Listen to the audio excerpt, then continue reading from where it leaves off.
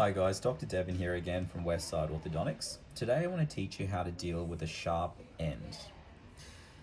If you are experiencing this, please give our clinic a call and notify our reception staff, and we'll try to organise an appointment as soon as we can.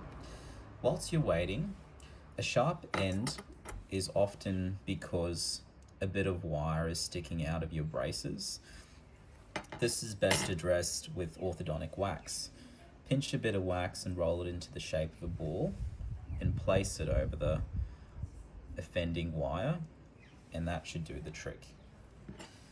Other times you have a sharp end because the wire has pulled out of your braces, in which case this is best addressed with tweezers. You can use these to then reinsert the wire on the other side, hence evening up the wire and addressing that sharp end.